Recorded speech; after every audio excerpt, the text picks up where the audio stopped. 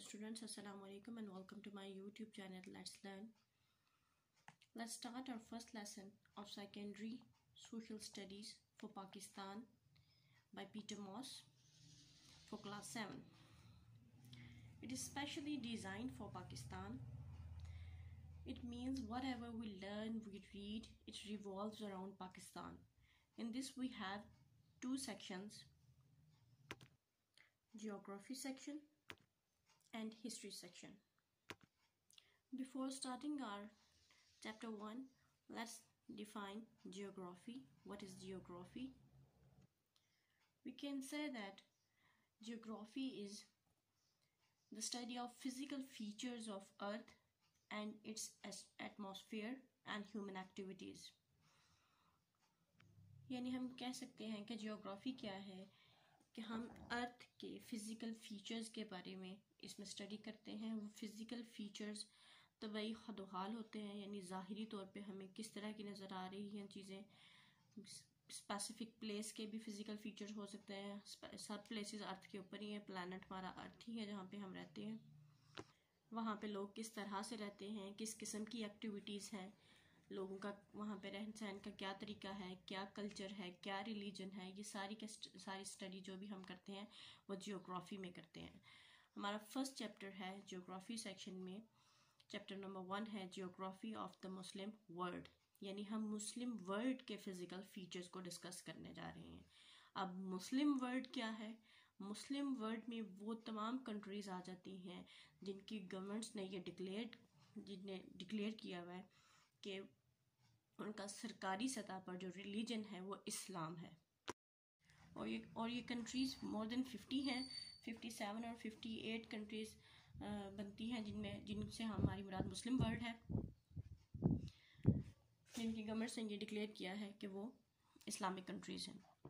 इसके अलावा दुनिया का कोई भी ऐसा हिस्सा नहीं है जहाँ पे मुसलमान ना बसते हों, लेकिन जिनकी गवर्नमेंट ने डिक्लेयर किया है कि वो मुसलमान मुल्क हैं, वही इस्लामिक स्टेट्स में या मुस्लिम वर्ल्ड में आते हैं।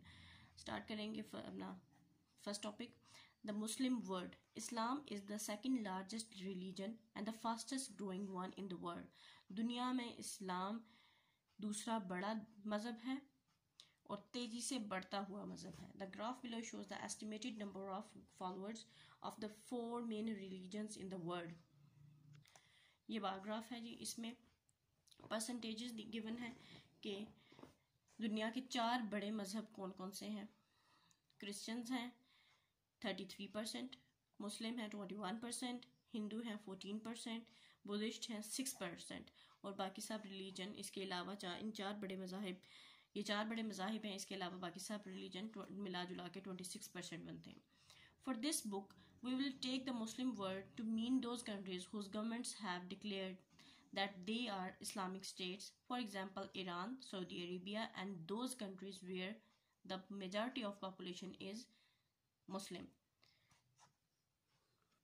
यानी ये आपको पहले एक्सप्लेन कर चुकी है, वो मुल्क जिनकी गवर्नमेंट ने ये डिक्लेयर किए, ऐलान कर चुके हैं कि वो इस्लामिक स्टेट्स हैं, जैसे ईरान, सऊदी अरेबिया, और इसके अलावा यहाँ पे मुसलमानों की कसीर तादाद पाई जाती है। The Muslim world stretches about 15,000 kilometre east to west and 6,000 kilometre north to south. इस चीज़ को समझने के लिए हम इस मैप को देखते हैं। पेज नंबर 2 पे ये मैप है।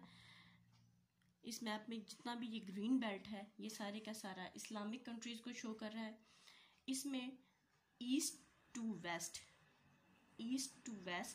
15,000 kilometre and north to south 6,000 kilometre ये एरिया बनता है मुस्लिम वर्ल्ड का ये सारा।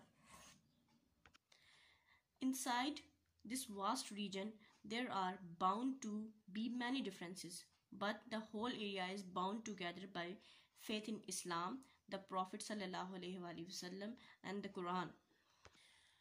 कहते हैं कि जी ये वसी हिस्सा अपने अंदर मुख्तलिफ इख्तलाफात लिए हुए है, इख्तलाफात मौजूद है, लेकिन पूरा हिस्सा, पूरा आलम इस्लाम नबी सल्लल्लाहु अलैहि वसल्लम और कुरान मजीद पर ईमान के साथ एक दूसरे के साथ जुड़े हुए हैं, एक दूसरे के साथ जकड़े हुए हैं। नेक्स्ट टॉपिक की तरफ आ जाते हैं, फिज़िकल फीचर्स। इसमें हम ज़ाहिरी तौर पर मुस्लिम वर्ल्ड किस तरह का है, उसमें लैंड किस तरह का है, किस तरह की लैंड है, सी लेवल से किस हाइट पे है, फिजिकल फीचर्स सारे देखेंगे जो तबई हदोहाल होते हैं। As you can see from the map on page 2, most of the Muslim countries are located on level land. Page number 2 पे ये फिजिकल मैप है।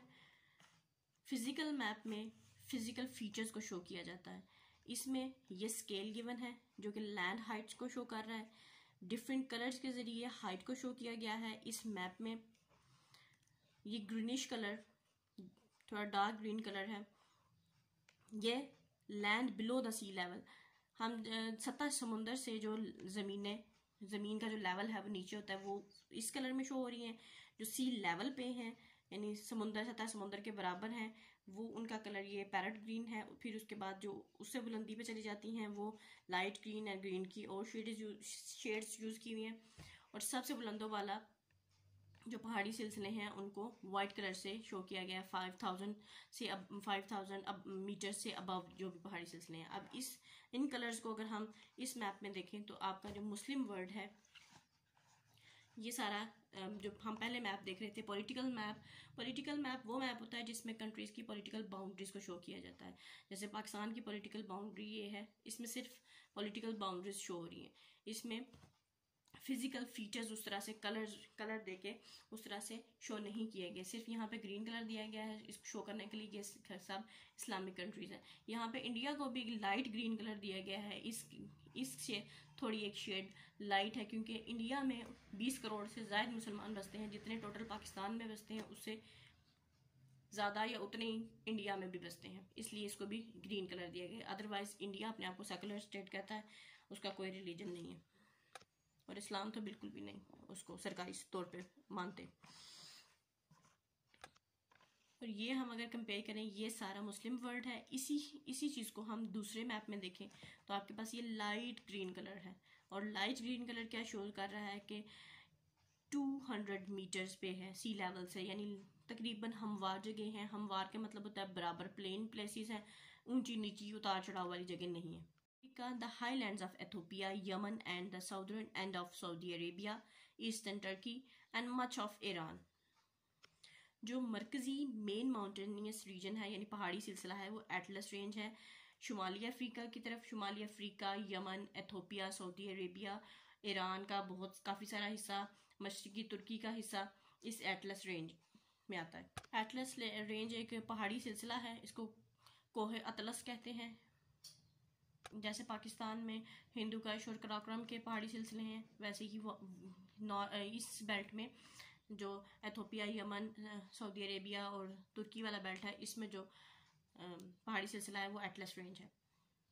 The highest regions of all are Afghanistan and the Hindu Kush. Afghanistan and the Hindu Kush and the Karakoram mountains of Pakistan. मुस्लिम दुनिया के सबसे बुलंदो वाला हिस्सों की बात की जाए तो वो अफगानिस्तान और पाकिस्तान में आते हैं। और वो कौन कौन से पहाड़ी सिलसिले हैं? हिंदू कुश और कराकोरम। कराकोरम और हिंदू कुश के सबसे बुलंदो बाला पहाड़ी सिलसिले हैं। मुस्लिम दुनिया की बात की जाए तो वो सिलसिले पाकिस्तान और अफगानिस्तान में वाक़ हैं। However few people live in these mountainous region. ताहम यहाँ पे बहुत कम लोग रहते हैं इन पहाड़ी सिलसिलों में। और क्यों कम रहते हैं? क्योंकि पहाड़ी ज़िंदगी ज़रा मुश्किल होती है ज़्यादा।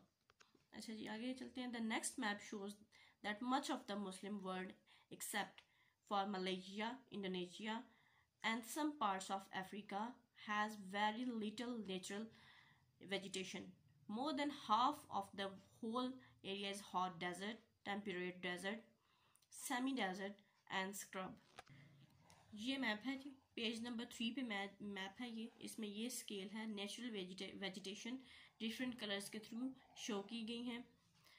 आइसकेप है जो इसका कलर ये है। फिर इसके बाद मार्श एंड स्वैम्प, ये कलर ऐसे एक्वा कलर शो हो रहा है। फिर उसके बाद टंड्रा, हाई एल्टीट्यूड वेजिटेशन, ये सब डिफरेंट कलर से शो हो रहे हैं इस मैप में।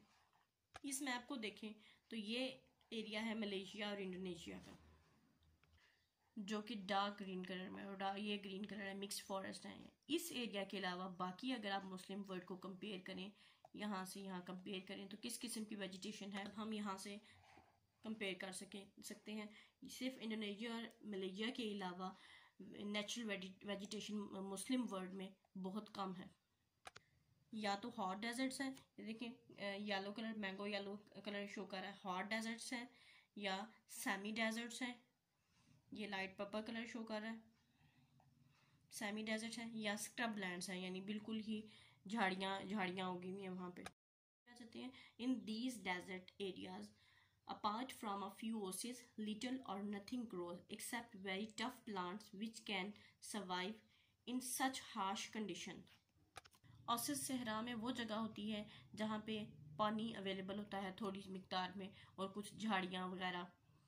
तो इन सहराओं में कुछ भी नहीं उग पाता सिवाय उन जगहों के जो कि सहरा में नखलिस्तान है, ओसिस नखलिस्तान को कहते हैं, जहाँ कुछ मिकदार में पानी या कुछ झाड़ियाँ वगैरह पाई जाती हैं, सिवाय उन पौधों के जो कि बहुत ज़्यादा टफ होते हैं, मौसम की शिद्दत को बर्दाश्त कर सकते हैं, कम पानी की को बर्दाश्त कर सकते हैं, इस किस्म की शदीद मौसमी कंडीशंस को बर्दाश्त कर सकते हो। These can provide food only for the hardiest sheep and goats, usually kept by nomadic or semi-nomadic people who wander with their flocks and herds in search of pasture. ये सिर्फ उन भेड़ बकरियों को, उन सख्त जान भेड़ बकरियों का खुराक मुहैया कर सकते हैं, प्रोवाइड कर सकते हैं ये सहरा, जो कि अपने खाना बदोश मालिकों के साथ एक जगह से दूसरी जगह नकल मकानी करते हैं। नोमैडिक पीपल वो होते हैं जो एक जगह से दूसरी जगह हिजरत करते हैं, जिनका कोई परमानेंट होम नहीं होता, परमानेंट घर नहीं होता। कुछ इनमें से मुसलसल हिजरत में रहते हैं और कुछ सीजनल